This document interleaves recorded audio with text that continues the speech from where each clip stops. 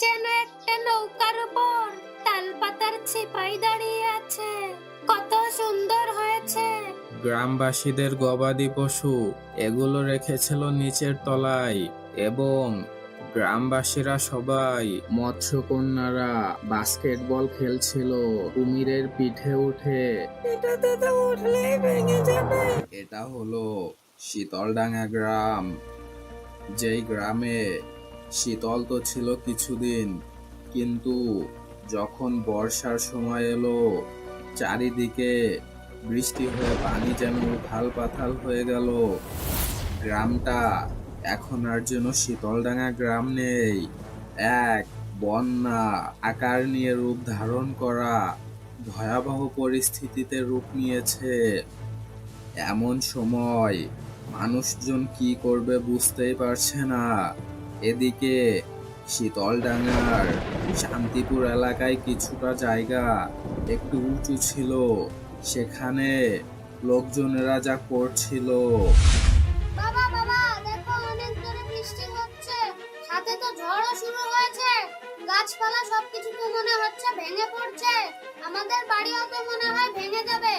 আমাদের গ্রামের অর্ধেকের বেশি তো তলিয়েই গিয়েছে। এইটুকু জায়গায় বেঁচে আছে। যে পরিমাণ বৃষ্টি হচ্ছে মনে হয় এইটুকু তলিয়ে যাবে। এখন আমাদের কি হবে, কি করব আমরা এখন?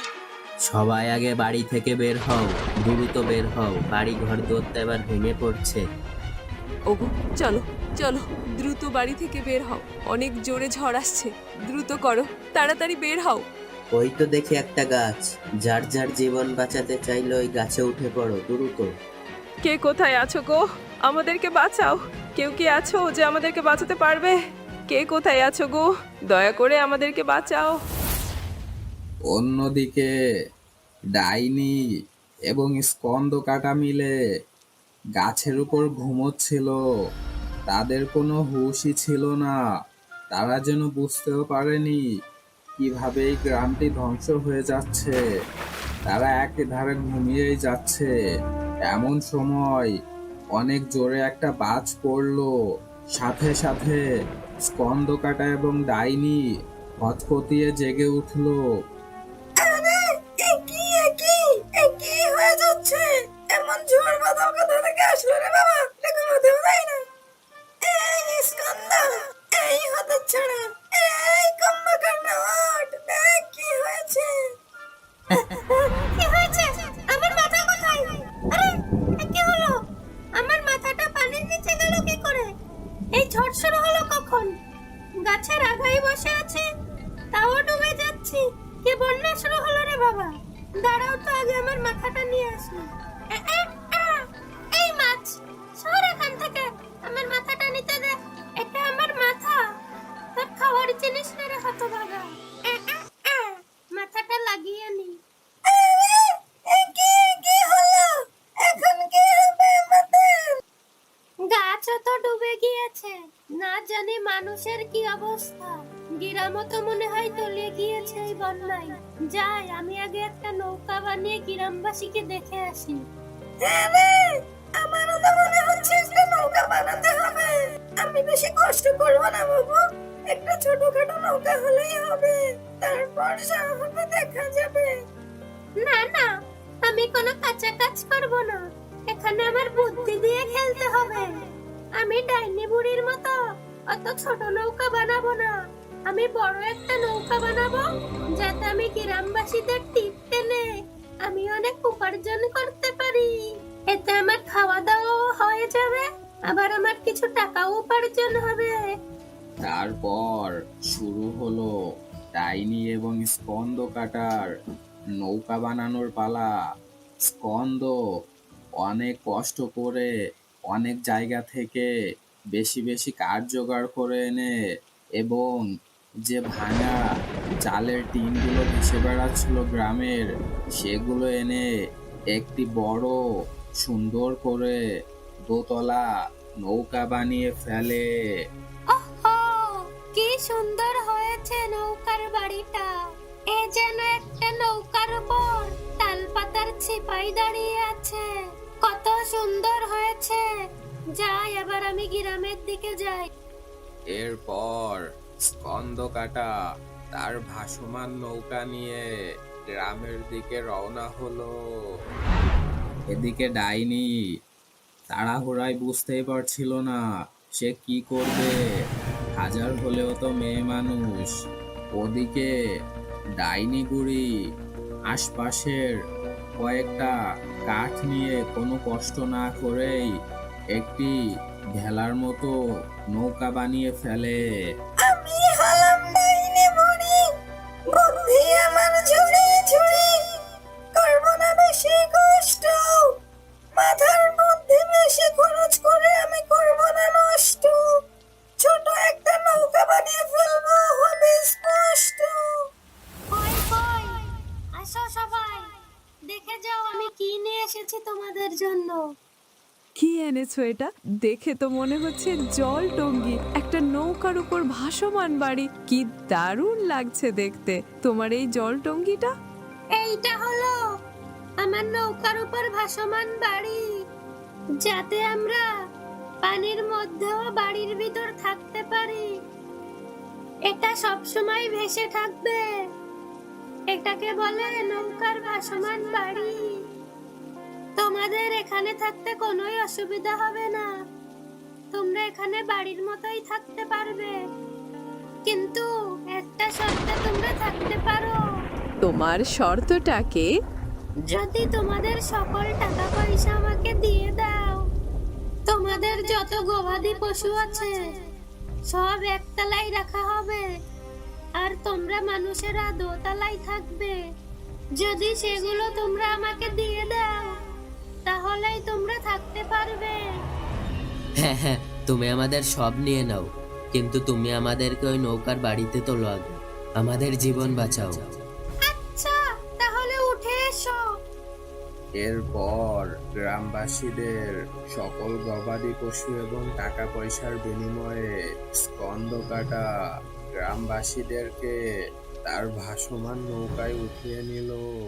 আরো অনেক মানুষ আছে, তাদেরকেও চলো তুমি তোমার নৌকায় উঠিয়ে নিবে, তাদের প্রাণটাও বাঁচাও দয়া করে। হ্যাঁ হ্যাঁ, ঠিক আছে, চলো চলো। স্কন্দ গ্রামের আরো বেশি গভীরে যেতে লাগলো। এদিকে আবার ডাইনি বুড়ি আসছিল। কিছুটা সামনে এসেই গ্রামের মধ্যে তাদের দুজনেরই সামনাসামনি দেখা হলো। এই গ্রামবাসীরা, দেখো, তোমাদেরকে সাহায্য করার জন্য আমি নৌকা বানিয়ে এনেছি। এসো এসো, আমার নৌকায় সবাই এসো, কিছুই দেওয়া লাগবে না, একেবারে ফ্রি, সবাই চলে এসো। হ্যাঁ হ্যাঁ হ্যাঁ, এই বোকা ডাইনি কি বানিয়ে এনেছে? বলদ বোকা ডাইনি, এই ভাঙা নৌকায় তো কেউই উঠবে না, একজন উঠলেই তো ডুবে যাবে। আর স্কন্দর নৌকা দেখো, জানো নৌকার উপর অনেক বড় ভাসমান বাড়ি, কত আরামে থাকতে পারবো আমরা। এই বোকা ডাইনি, যাও এখান থেকে। এই বোকা ডাইনি, অলস বলো ডাইনি, এ কি বানিয়েছো? তোমার এই ভাঙাচোরা নৌকায় দেখতে ছাগল গরুও উঠবে না। আর এটাই নাকি উঠবে গ্রামবাসীদের? যাও ভাগো এখান থেকে। গ্রামবাসী, এখন তোমরাই বলো, সামান্য কটা টাকার জন্য আর তোমাদের ওই কিছু গবাদি পশুর জন্য তোমরা কি ডাইনির ওই ভাঙা নৌকায় যেতে চাও, নাকি আমার এই ভাসমান সুন্দর নৌকার বাড়িতে যেতে চাও? আরে কে উঠবে ওই ডাইনি বুড়ির ভাঙা নৌকাতে? কেউই যাবে না, আমরা তোমার নৌকাতেই যাব। চলো চলো স্কন্দ। গ্রামবাসীদের গবাদি পশু, হাঁস মুরগি গরু ছাগল এগুলো রেখেছিল নিচের তলায়, এবং গ্রামবাসীরা সবাই উপরের তলায় গিয়ে বসেছিল। যাত্রা পথে যেতে যেতে ওরা দেখতে পেল পানির গভীরে মৎস্যকন্যারা বাস্কেটবল খেলছিল। কুমিরের পিঠে উঠে কচ্ছপ এবং ব্যাঙ লাফালাফি করছিল। আরো যে কত কি দেখলো সেটা বলে শেষ করা যাবে না। এমন এক সময় যাত্রা করতে করতে রাত্রিবেলা বড় এক বট গাছের শিকড়ে এসে তাদের জলটুঙ্গিটা বেঁধে গেল। সেই গাছ থেকে বেরিয়ে এলো অনেকগুলো ভূত। সেখানে ছিল ছিচকে মিচকে, হেঁচো পেঁচো, মুস্কি লেস্কি, আরো অনেকে। তারা এসে স্কন্দ কাটার কাছে অনুরোধের স্বরে বলল, স্কন্দ দাদা, তুমি একটু তোমার ওই নৌকার ভাসমান বাড়িতে আমাদের থাকতে দেবে? ঝড় বৃষ্টিতে না আমাদের সব বাড়িঘর ডুবে গিয়েছে। আমাদের এখন কোনো থাকার জায়গা নেই। কোথায় যাব, কি করব কিছুই জানি না। আর দেখো না, আমরা ঠান্ডায় কাঁপছি। আমাদের শরীরের অবস্থা দেখেছো কি খারাপ। দয়া করে তোমার ওই নৌকায় আমাদের তুলে নাও স্কন্দ দাদা। আরে শোনা গো, আমার খুব কষ্ট হচ্ছে বলো। তোমাদেরকে থাকতে দিতে পারি, কিন্তু একটা শর্ত আছে। যদি আমার শর্ত মতো আমাকে সবকিছু দিতে পারো, তাহলে আমি তোমাদেরকে উঠিয়ে নেব আমার এই জলটুঙ্গিতে। কি বলছো স্কন্দ দাদা? আমাদের কাছে তো দেওয়ার মতো কিছুই নেই। পানিতে তো সব ডুবে গিয়েছে। কি দেব তোমাকে আমরা?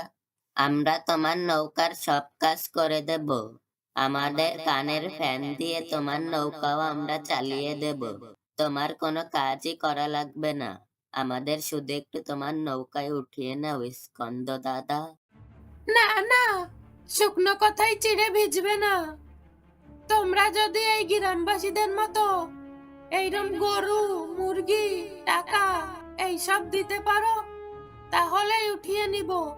আর আমার কাজ আমি নিজেই করে নিতে পারি। তাছাড়া ওইসব যদি না দিতে পারো, আমি স্কন্দ কাউকে তুলবো না আমার নৌকায়। এমন করে বলো না স্কন্দ দাদা, দয়া করে আমাদের তোমার ওই ভাসমান নৌকাতে তুলে নাও। আমরা কোথায় যাবো বলো স্কন্দ দাদা? দয়া করো আমাদের স্কন্দ দাদা, দয়া করে উঠিয়ে নাও। এই এই, যা সর এখান থেকে, দূর হ। স্কন্দ কখনো ফ্রিতে কাউকে নেয় না। কত শখ এসেছে ফ্রিতে আমার জলটুঙ্গিতে উঠবে। যা ভাগ, আর কখনো যেন এইসব কথা না বলতে শুনি। আমার পথ ছাড়, যেতে দে আমাকে। স্কন্দ কাটা ওদের কেউকেই ওর জলটুঙ্গিতে উঠিয়ে নেয় না, কারণ তাদের কাছে কোনো টাকা পয়সা বা গবাদি পশু নেই। সে শুধু লাভটাই দেখে। এমন সময় ভূতগুলোর মন অনেক খারাপ হয়ে যায়। তারা ভাবতে থাকে তারা কি করবে এখন। একবার মরে তো ভূত হয়েছে, এবার মরে গেলে কি হবে সেটাও তারা জানে না। এমন সময় ডাইনি বুড়ি নৌকা চালিয়ে তাদের দিকে আসছিল। কি হয়েছে? তোমাদের মন খারাপ কেন? কি হয়েছে বলো শুনি। তারপর ভূতগুলো ডাইনি বুড়িকে সবকিছু খুলে বলল। স্কন্দ কতটা বেশি লোভী। সে টাকা পয়সা ছাড়া আর কোনো কাজই করে না, অনেক লোভী সে। এটা শুনে ডাইনির অনেক খারাপ লাগলো। শোনো, তোমরা কেউ কোনো মন খারাপ করো না। তোমরা চাইলে আমার এই নৌকায় আসতে পারো, কোনো সমস্যা নেই। আমরা একসাথে থাকবো। হ্যাঁ হ্যাঁ, চল চল, সব চল ডাইনিমার নৌকায়। কিন্তু ডাইনিমা, তোমার এই ছোট ভাঙা নৌকায় সবাই তো আমরা ধরবো না। এটাতে তো উঠলেই ভেঙে যাবে। চলো, আমার মাথায় একটা বুদ্ধি এসেছে। আমরা তো অনেকজন আছি, সব কয়জন ভূত মিলে অনেক বেশি বড় আর অনেক সুন্দর একটা বড় নৌকা বানিয়ে ফেলি, যেটার মধ্যে সবকিছু থাকবে। খাবার জায়গা, খেলার জায়গা, ঘুমানোর জায়গা, হাট বাজার, ছবি দেখার জায়গা সবকিছু। এটা বানিয়ে ওই শয়তান লোভী স্কন্দকাটাকে আমরা শিক্ষা দেব। হ্যাঁ হ্যাঁ, ও ঠিকই বলেছে।